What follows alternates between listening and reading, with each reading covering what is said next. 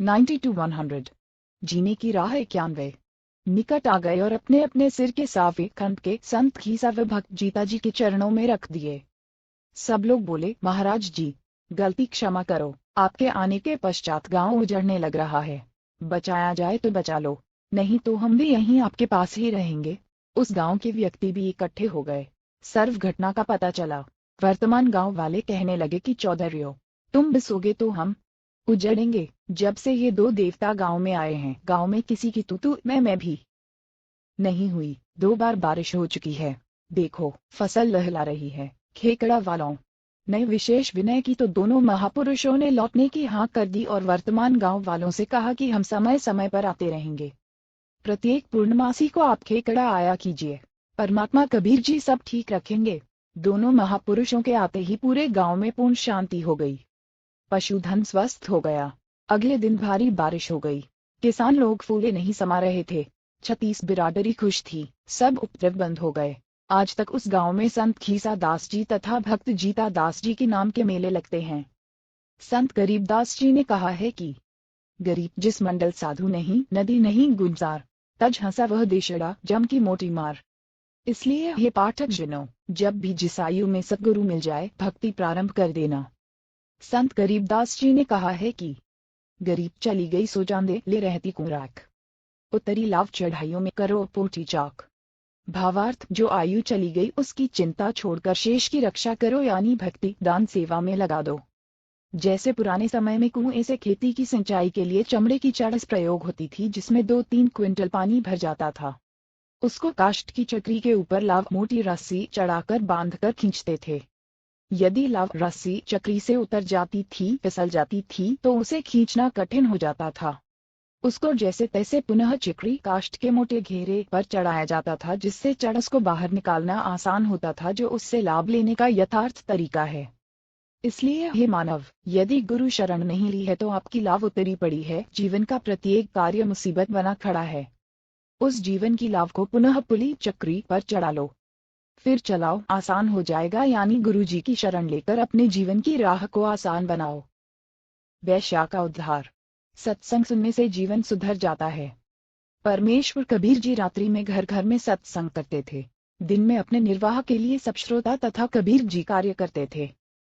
92 वर्तमान की कुछ सत्य कथाएं। एक रात्रि में सत्संग चल रहा था। थोड़ी दूरी पर काशी शहर की प्रसिद्ध वैश्या चंपाकली का आलीशान मकान था। उस रात्रि में वैश्या को ग्राहकों का टोटा था, जिस कारण से इंतजार में जाग रही थी। उसको परमात्मा कबीर जी के मुख कमल से प्रिय अमृतवाणी सुनाई दी।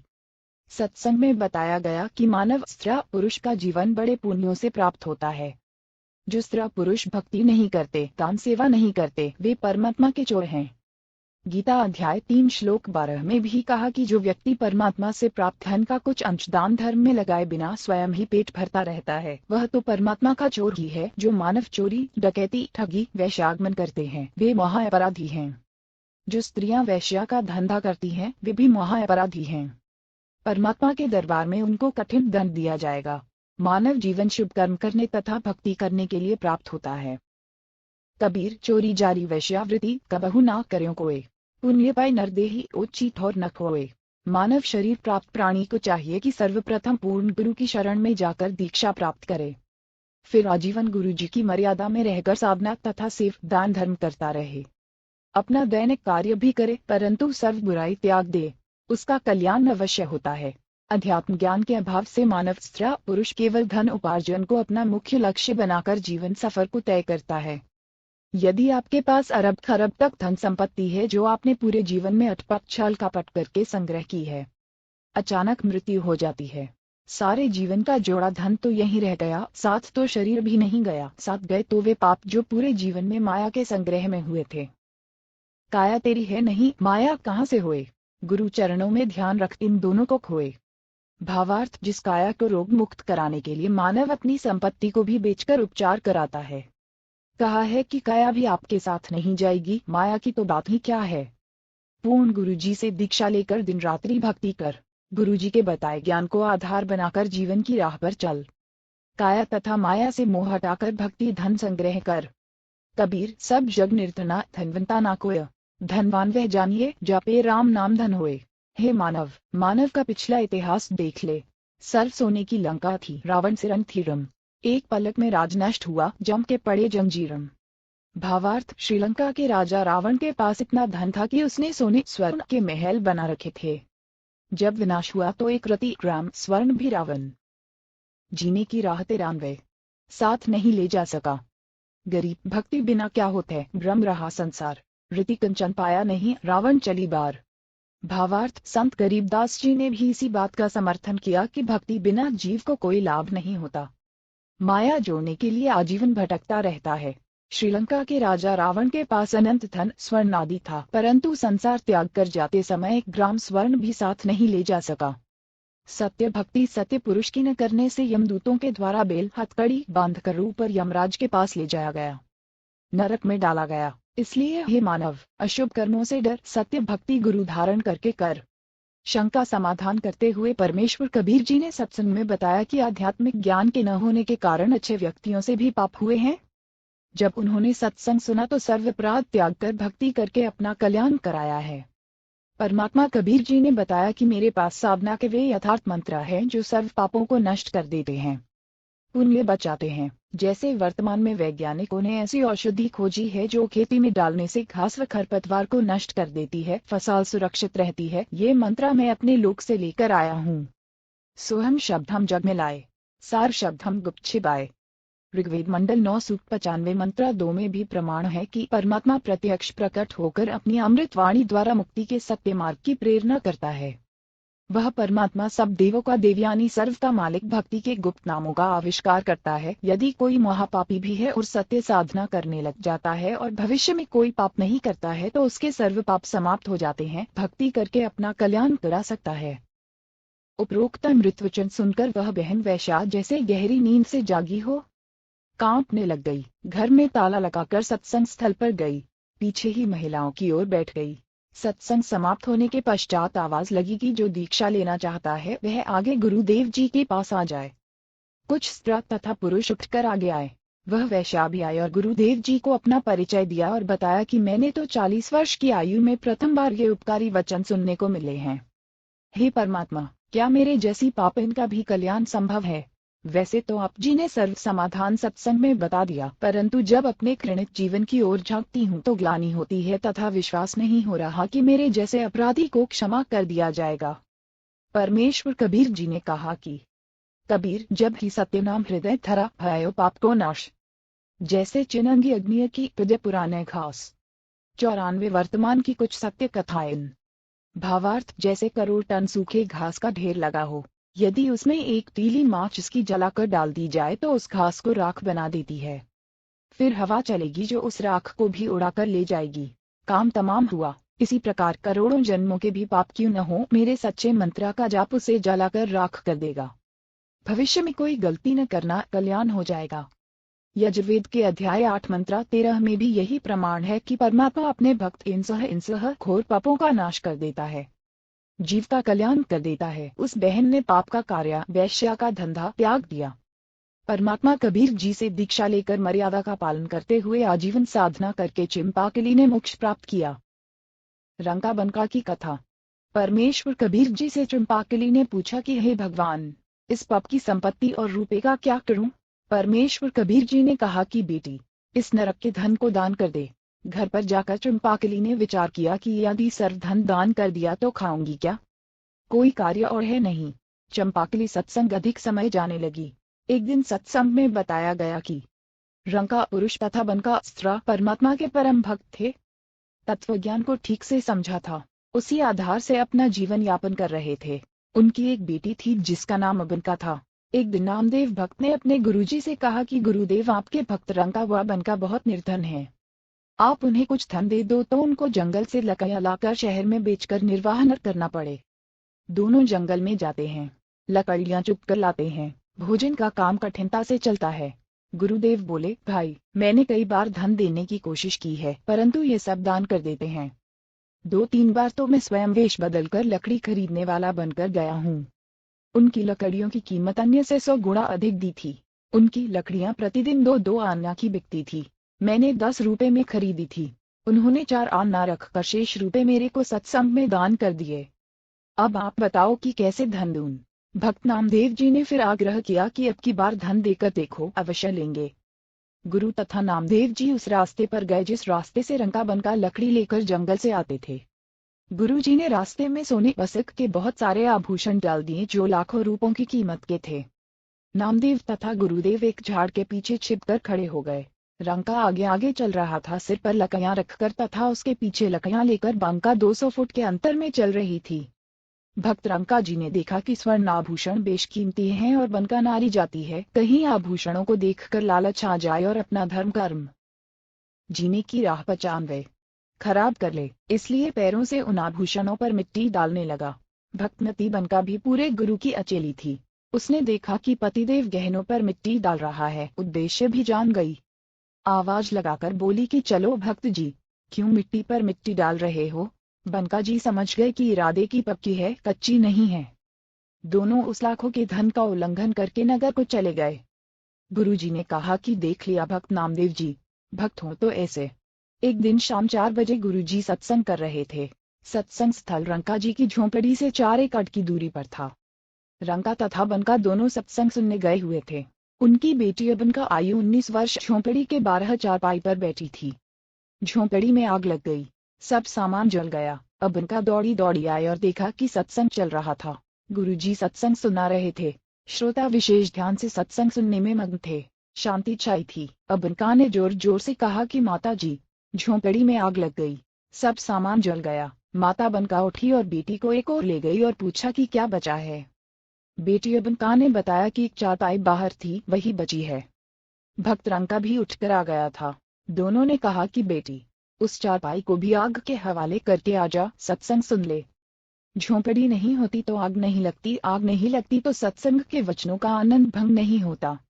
अबनका गई और चारपाई को झोंपड़ी वाली आग में डालकर सत्संग सुनने आ गई। सत्संग के पश्चात घर गए। उस समय का खाना सत्संग में लनगर में खा लिया था। रात्रि में जली झोंपड़ी के पास एक पेड़ के नीचे बिना बिछाए सो गए। भक्ति करने के लिए वक्त से उठे तो उनके ऊपर सुंदर झोंपड़ी थी तथा सब बर्तन तथा आटा दाल आदि आदि मिट्टी के घड़ों में भरा था। उसी समय आकाशवाणी हुई कि भक्त परिवार, यह परमात्मा की मेहर है, आप इस झोंपड़ी में रहो, यह आज्ञा है गुरुदेव की। तीनों प्राणियों ने कहा कि जो आज्ञा गुरुदेव। सूर्योदय हुआ तो नगर के व्यक्ति देखकर आश्चर्यचकित रह गए कि जो झोंपड़ी दूसरे वृक्ष के साथ डाली थी उस पुरानी की राख पड़ी थी। नई झोंपड़ी एक सप्ताह से पहले बन नहीं सकती थी। सबने कहा कि यह तो इनके गुरुजी का चमत्कार है। नगर के लोग देखे और गुरुजी से दीक्षा लेने का संकल्प करने लगे। हजारों नगरवासियों ने दीक्षा ली। यह सब लीला परमेश्वर कबीर जी ने काशी शहर में प्रकट होने से लगभग 200 वर्ष पूर्व की थी। उस समय भक्त नामदेव जी को भी शरण में लिया था। उपरोक्त कथा प्रसंग सुनकर भक्तमती चंपाकली के मन का भय समाप्त हो गया और सर्व संपत्ति तथा धन परमात्मा कबीर गुरुजी को समर्पित कर दिया। परमात्मा ने कहा कि बेटी, जब तू ही मेरी हो गई तो संपत्ति तो अपने आप ही मेरी हो गई। इस मेरी संपत्ति को उतनी रख ले जितने में तेरा निर्वाह चले, शेष दान करती रहे। भक्तमती चंपाकली ने वैसा ही किया। मकान रख लिया और अधिकतर रुपए गुरुजी की आज्ञा अनुसार भोजन भंडारे लंगर में दान कर दिए। 96 दीक्षा के पश्चात पूर्ण गुरुदेव जी से दीक्षा लेकर पूर्ण विश्वास के साथ गुरुदेव द्वारा बताई साधना पूरी निष्ठा के साथ करे। कबीर जी ने बताया है कि एक अर्ण धीरज रखे। कबीर, धीरे धीरे रे मना, धीरे सब कुछ होए। माली सींचे सौ घड़ा, समय आए फल होए। भावार्थ, जैसे माली आम का बीज बोता है, उसकी सिंचाई करता है, कुछ दिन पश्चात अंकुर दिखाई देता है, फिर भी समय समय पर सिंचाई करता रहता है। रक्षा के लिए कांटेदार झाड़ियां की बढ़ में करता है। एक आम के पौधे को पेड़ बनने में लगभग 8.10 वर्ष लग जाते हैं। तब तक माली, पौधा लगाने वाला, बाग का मालिक या नौकर उस पौधे की सिंचाई करता रहता है। जब आम का पेड़ बन जाता है तो आम के फल लगते हैं। इतने लगते हैं कि स्वयं का परिवार भी खाता है तथा बेचकर अपना निर्वाह भी करता है। इसी प्रकार भक्ति नाम रूपी बीज को बोकर यदि दीक्षा लेकर उसका स्मरण दान रूपी सिंचाई करते रहना चाहिए। आम के पौधे की तरह धीरे धीरे भक्ति रूपी पेड़ बनने के पश्चात सुखों का अंबार लग जाएगा। जैसे आम के पेड़ को तीनों आम लगे, खाए और बेचकर धन कमाया। इसी प्रकार भक्त को धीरज रखना चाहिए। धीरे धीरे भक्ति का परिणाम आने लगेगा। 2 अर्ण विश्वास। परमात्मा की भक्ति का लाभ उसी को होता है जो परमात्मा की महिमा पर पूर्ण विश्वास रखता है। परमात्मा के लिए कुछ भी असंभव नहीं है। एक नगर के बाहर जंगल में दो महात्मा साधना कर रहे थे। एक 40 वर्ष से घर त्याग कर साधना कर रहा था, दूसरा अभी 2 वर्ष से साधना करने लगा था। परमात्मा के दरबार से एक देवदूत प्रतिदिन कुछ समय उन दोनों साधकों के पास व्यतीत करता था। दोनों साधकों के आश्रम गांव के पूर्व तथा पश्चिम में थे। बड़े का स्थान पश्चिम में तथा छोटे का स्थान गांव के पूर्व में जंगल में था। देवदूत प्रतिदिन 1-1 घंटा दोनों के पास बैठता, परमात्मा की चर्चा चलती। दोनों साधकों का अच्छा समय व्यतीत होता। एक दिन देवदूत ने भगवान विष्णु जी से कहा कि भगवान, कपिला नगरी के बाहर आपके 2 परम भक्त रहते हैं। श्री विष्णु जी ने कहा कि एक परम भक्त है, दूसरा तो बनावटी भक्त है। देवदूत ने विचार किया कि जो 40 वर्ष से साधनार्थ है वह पक्का भक्त होगा, क्योंकि लंबी लंबी दाढ़ी, सिर पर बड़ी जटा केश है और समय भी 40 वर्ष बहुत होता है। देवदूत बोला कि हे प्रभु, जो 40 वर्ष से आपकी भक्ति कर रहा है वह होगा परम भक्त। प्रभु ने कहा, नहीं, दूसरा जो 2 वर्ष से साधना में लगा है। प्रभु ने जीने की राह 97 कहा कि देवदूत, मेरी बात पर विश्वास नहीं हुआ। देवदूत बोला, प्रभु ऐसा नहीं है, परंतु मेरी तुच्छ बुद्धि यही मांग रही है कि बड़ी आयु वाला भी अच्छा भक्त है। श्री विष्णु जी ने कहा कि कल आप देर से पृथ्वी पर जाना। दोनों ही देर से आने का कारण पूछेंगे तो आप बताना कि आज प्रभु जी ने हाथी को सुई के नाके से निकालना था। वह लीला देख कर आया हूँ, इसलिए आने में देरी हो गई। जो उत्तर मिले उससे आपको भी पता लग जाएगा कि परम भक्त कौन है। पहले प्रतिदिन देवदूत सुबह 8 बजे के आसपास बड़े के पास जाता था और 10 बजे के आसपास छोटी आयु वाले के पास जाता था। अगले दिन बड़ी आयु वाले के पास दिन के 12 बजे पहुंचा।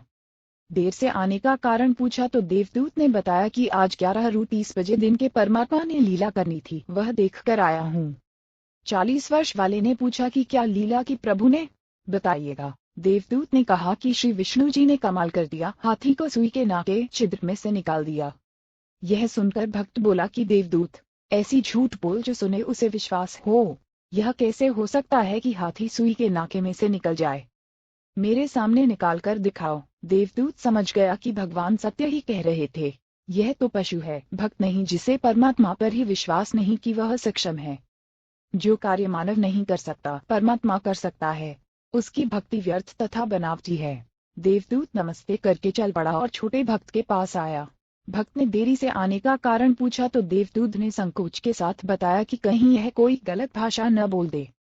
कहा कि भक्त क्या बताऊं, परमात्मा ने तो अचरज कर दिया, कमाल कर दिया। देखकर आंखें फाटी की फाटी रह गई। परमात्मा ने हाथी को सुई के नाके धागा डालने वाले छिद्र के अंदर से निकाल दिया। यह सुनकर भक्त बोला कि देवदूत जी, इसमें आश्चर्य की कौन सी बात है? परमात्मा निकाल दे पूरी पृथ्वी को सुई के नाके में से, हाथी तो बात ही क्या है। देवदूत ने भक्त को सीने से लगाया और कहा कि धन्य है आपके माता पिता जिनसे जन्म हुआ। कुर्बान हूँ आपके परमात्मा पर अटल विश्वास पर। पाठक जनों, यह तो एक उदाहरण है। वास्तव में भक्त को परमात्मा पर पूर्ण विश्वास होना चाहिए कि परमात्मा जो चाहे सो कर सकता है। यदि कोई कहे कि परमात्मा यह नहीं कर सकता, वह नहीं कर सकता, तो उसको भक्ति अधिकार ही नहीं है। क्यों अपना समय भक्ति का नाटक करके व्यर्थ करे? परमात्मा पर पूर्ण विश्वास करके भक्ति राह पर चलेगा तो मंजिल पर पहुंचेगा। 3 परमात्मा जो करता है अच्छा ही करता है। दीक्षा लेने के उपरांत भक्त के ऊपर भक्ति की राह में कितना ही कष्ट आए, मन में यही आए कि परमात्मा जो करता है भक्त के भले में ही करता है। कथा। एक राजा तथा महामंत्रा गुरु के शिष्य थे। महामंत्रा जी को पूर्ण विश्वास था, परंतु राजा को सत्संग सुनने का समय कम मिलता था, जिस कारण 98 परमात्मा के लिए कुछ भी असंभव नहीं है से वह परमात्मा के विधान से पूर्ण परिचित नहीं था, परंतु भक्ति श्रद्धा से करता था। महामंत्रा को राजा हमेशा अपने साथ रखता था, उसकी सबसे अधिक इज्जत करता था। एक मंत्रा को महामंत्रा से ऐसी बात पर ईर्ष्या थी, वह महामंत्रा को राजा की नजरों में गिराने के लिए राजा को महामंत्रा के विषय में निंदा करता था। एक मंत्रा चाहता था कि राजा मुझे महामंत्रा बना दे, उसके लिए बार बार कहता था कि राजन, यह महामंत्रा विश्वास पात्रा नहीं है, यह आपको कभी भी धोखा दे सकता है।